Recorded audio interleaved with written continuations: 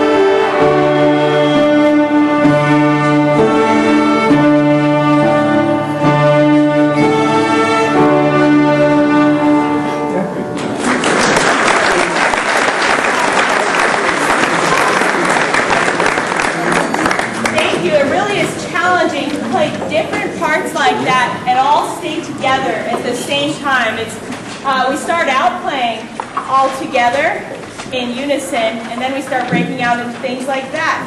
We're going to continue on with another song called French Folk Song, and this song was a challenge because it's in a time signature of 3/4, which means that the students have to really pay attention to how fast and how slow their bows are moving. They go from fast notes to really slow notes, and it takes a lot of control and thinking ahead to be able to do that. So, cool. French Folk Song.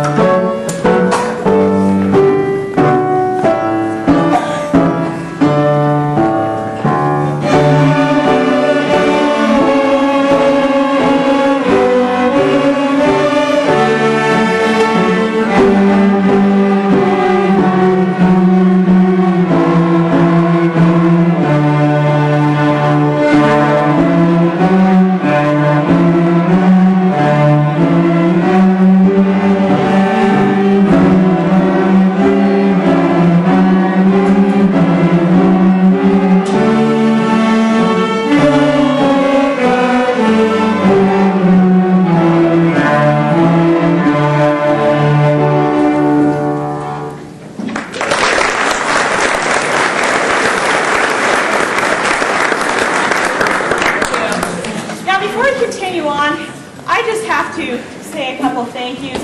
Like I said, I've really enjoyed being here at Colby. There's just an awesome team of teachers here, everyone from the music teachers, the administration, to the front office staff, 5th grade teachers, custodians. Everybody has really made this a great place for us to come and make music. I also have to say thank you to Kelly Turner here. She doesn't look like the 5th grader. She has faithfully come to nearly every single orchestra class and helped out, especially with our cellos and also with all the instruments. And I have to tell you that individually tuning each one of these 5th graders takes quite a while. And when there's 2 of us doing it, it goes so much faster, it saves time, and that's a big reason why these guys were able to come as far as they have. So thank you so much.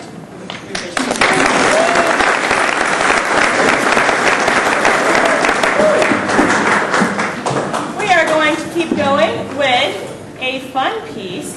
This one is called Spy Guy. We're going to play it at a couple of different speeds. So please hold your applause until we're finished. Here's Spy Guy. 3, 2.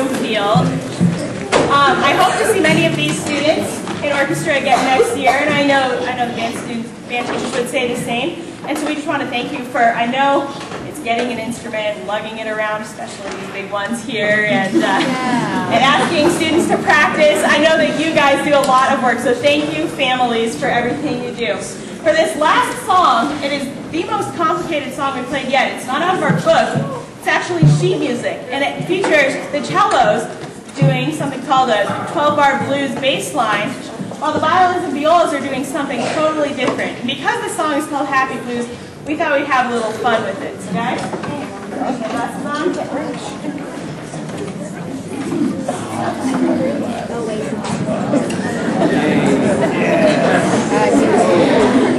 You're probably having so much fun with it.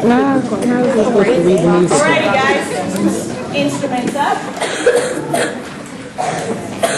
1, 2. 1, 2. Ready, go.